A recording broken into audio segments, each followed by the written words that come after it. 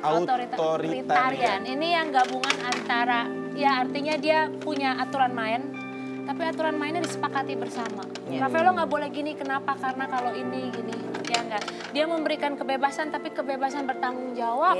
Boleh pergi asal. Kalau kamu melanggar, nggak sepakat, ada konsekuensi. Jadi kita bicara ya, perlu kasih konsekuensi sama reward. Nah konsekuensinya untuk anak-anak, jangan diocehin, kagak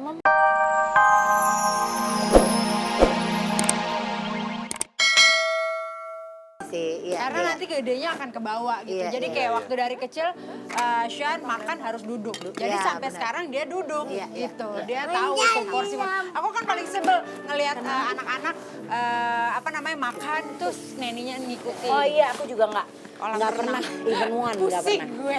Rafaelo dari 2 tahun dia makan duduk sendiri dengan piringnya, dengan chairnya dia dari berantakan sampai bersih. Sekarang loh anak gue makan pakai sendok garpu bersih tanpa ada jatuh-jatuh. Gitu. Berarti ya tegas sesuai dengan porsinya. Iya, gitu. sesuai porsinya Dibatasin juga tapi sesuai pas perkembangan, sesuai umur gitu. Iya, kalau begitu memang tergantung anaknya, berarti juga orang tuanya juga harus saling ini ya, berarti saling tahu, saling ngerti. Nah, kayak ngomong terima kasih atau say sorry atau say thank you itu juga harus benar. Kalau misalnya dia melakukan kesalahan benar-benar say sorry, itu benar-benar dia say sorry dan orang-orang di sekitarnya nggak bisa, iya aku maafin, nggak bisa. Kalau menurut aku ya. Dan yang paling penting adalah orang tuanya yang mencontohkan. Sebelum menuntut anaknya ini, itu. Orang tuanya berarti makan, kita harus makan di meja. Nggak boleh kita makan sambil nonton TV, makan apapun itu. Ya kan, kudapan apapun, kita harus mendidik anak sama berarti. Kita harus mengucapkan terima kasih, nggak cuma sama mbaknya, tapi juga sama anaknya. Kayak tadi main, makasih, kamu beresin nggak? Terima kasih sudah diberesin. Maaf, aku minta tolong boleh diberesin. Seperti itu berarti ya. Kita betul-betul karena... Minta tolong sama mbak juga. Pokoknya anak itu, ya itu orang tuanya lah, cerminannya. Children see, children do. Jadi kalau anak kasar, kalau kita jadi psikolog, nggak bakalan aku pikir ini anak tiba-tiba kasar. Pasti aku lihat dulu nih, emaknya sama bapaknya siapa nih yang kasar di rumah gitu. Children see, children do. Ah, gitu ya. Oh gitu. Jadi hati-hati kalau ngomong beb. Tadi kan aku, makanya. Ya kan ngomongnya juga. Kalau saat ada Rafael juga. Ya sudah baik. Ini kita tanya tadi kan Talita termasuk yang mana nih? Apa itu? Katanya ada beberapa tipe orang tua loh, Beb. Nah, aku pengen tahu, kita harus tahu nih, kita termasuk tipe yang mana? Jadi ada 4 tipe orang tua. Yang pertama adalah otoriter, disiplin. Wow. Zaman dulu. Pokoknya belajar. Mami bilang belajar. Nah, kenapa harus belajar sekarang? Pokoknya jangan banyak tanya, belajar. Nggak ada dijelasin. Bagus sih anak yang kayak gitu. Jadinya disiplin ya. Cuma semua serba ketakutan.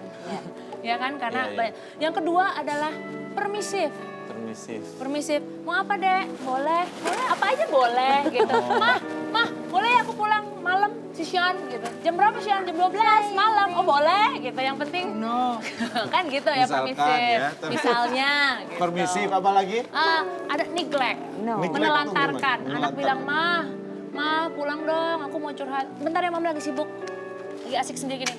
Ma, bentar. Itu menelantarkan secara fisik, ya secara nutrisi, tidak disekolahkan ataupun juga emosi, kurang kasih sayang, itu menelantarkan itu.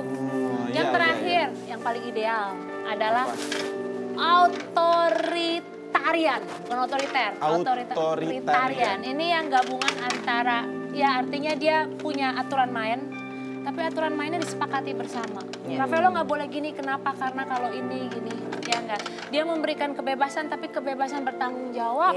Boleh pergi asal.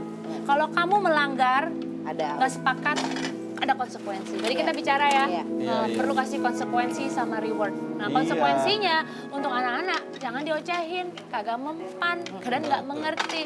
Biasanya yang paling efektif adalah kalau di luar itu time out.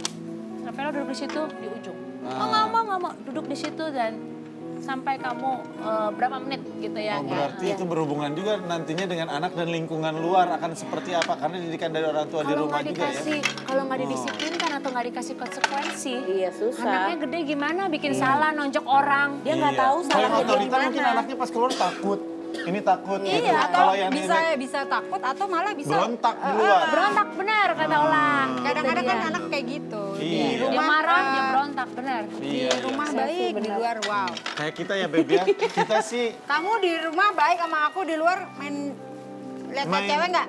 main bola aku Beb, kalau di luar rumah ngapain main cewek lah. Futsal ya, futsal. Iyalah futsal cuman sama tim cewek. Kita seimbang lah ya. Jadi kan main sama cewek, main bola sama cewek maksudnya gitu. Oh berarti itu ada 4 tergantung. Udah Ini tadi kan bahas soal rumah tangga kita sih. kamu kompor ya. Beb ya orang. Jadi kalau agar bisa menjaga anak dari lingkungan luar, kita harus bagaimana sebagai orang tua? Ya balik lagi tadi, kan tadi Ola udah bilang balance. Artinya aturan main dikasih, tapi aturan main teladan. Marah-marah sama anak, tapi di luar begitu juga. Iya, benar. Bilang anak-anak, kamu kok minta-minta terus sama mama beli sepatu baru. Terus anaknya bilang, mama juga kemarin beli. Nah, nggak konsisten. Intinya adalah satu konsisten. Mama bahas sepatunya banyak banget. Tuh, iya. Mama, aku masa gini nggak boleh ya, Mam? Gitu. Ini mama semalam baru ngepost di Instagram kalau orang itu main. Jadi apa intinya? Konsisten. Konsisten. Kedua, kerjasama mama sama papa. Iya. Jangan papa bilang A, mama bilang B. Hore! Dia lagi bereksperimen. Iya. Tapi ya kayak gini, kalau aku kelalannya ekstra aktif ini, Rafaelo. Jadi agak-agak capek sebenarnya. Kalau kayak anak kayak Rafael nih, ekstra aktif. Kalau dengan lingkungan Dari, luar, dari waktu bedanya ekstra aktif sama hyper aktif. Sama, adanya orang pakai kata hyper. Hyper artinya sudah above, di luar normal. Nah kadang-kadang anak baru aktif dikit aja, misalnya kayak Rafaelo, orang tua suka bilang anak gua hyper.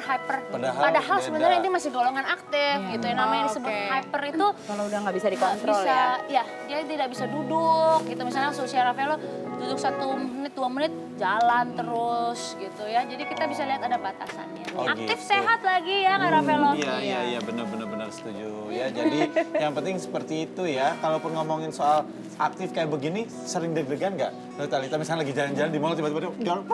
Iya, takut. Lari. Makanya aku begitu. Pernah aku masukin ke sekolah yang benar-benar school, class by class gitu. Ini anak bosen banget. Akhirnya cari, ada yang gym, dia suka gym, tapi kalau cuman itu aja, dia akan kayak no dia gitu, kayak cepet bosen. Terus kalau bosen dia duduk aja udah ngeliatin. Terus jadi akhirnya pilihlah si gym yang terakhir ini karena dia punya banyak kelas yang berbeda-beda jenis Jadi dia nggak olahraganya. bosen. Jadi dia nggak bosan kalau misalnya yang jam sini, Rafaelo mau ikut gimnastik. Enggak, Rafaelo mau swim aja. Ya udah, abis ini ada kelas swim dia bisa ikut swim. Jadi lebih enak gitu, dan dia begitu dia aktivitinya padat, dia capek, dia tidurnya juga lebih cepat. Kita juga bahagia. Kitanya bahagia banget. Gue kalau nggak anak gue tidurnya sampai Yo, tengah malam loh. Sampai Ke rumah tengah gue malam. dia masih bangun sebelum dia aktivitas yang agak padat.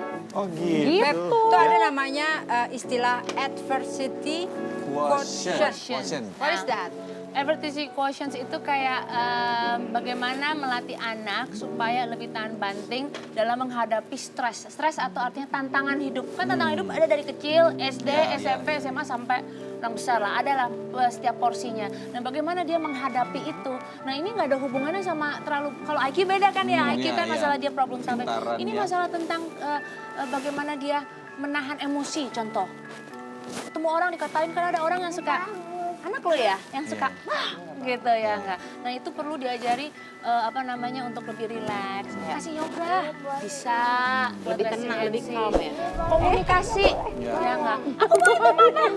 Kalau mau Nggak boleh ngomong kayak ada gini. caranya gitu ya Kalau enggak. ini boleh. Nah jadi skill-skill Lihat ini dulu aja. sebenarnya Coba penting mendekat banget mana? di Ya, benar, rumah karena di sekolah biasanya kurang banyak diajarin. Nah ini tugas mama papa yang ngajarin ya, gitu Iya, bagaimana iya, iya. menghadapi tantangan Tuh, hidup. Papa. Berenang, Iya, berenang kan skill ya. Namanya Iya. orang kalau lagi kenapa dia nggak bisa berenang, gimana? Gue gak bisa berenang. Aduh, gimana Waduh, mau ngajarin ke anak ya? makanya ya berdua deh latihannya Ya, tuh. makanya gue lagi berusaha menciptakan ya gitulah pokoknya lah. Supaya cie lah. Mau apa lagi, Nggak, Beb? Beb, kalau ngomong kayak begini kan kita sebagai orang tua itu merasa tertampar gitu. Dia tadi bilang Kita harus sama tahu aku dia mau langsung bagaimana. program langsung abis ini punya Ayo anak lo. kembar, Bang. Iya. Mau Beb kamu? Apa? Mau lah kita kembar sekalian jadi 5 anak kita nanti. Ikut program pemerintah Rusia. Biar banyak warganya. Nih, kalau Talita sama Dennis, Ya. gimana cara kalian membagi waktu?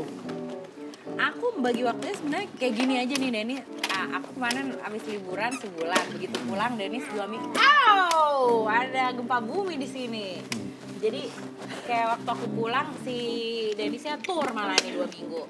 Jadi ya udah emang ya dimana yang kita bisa benar-benar fokus, misalnya waktu kita memang buat anak ya kita fokus gitu. Kayak Denis juga kalau lagi nggak kerja juga pasti dia buat Rafaelo. anak Tapi semuanya. begitu dia kerja ya yang kita minta tolong nomor 1 adalah lingkungan satu kita ya, orang tua, kakak adik itu. Nggak pernah di luar itu, nggak pernah. Ya.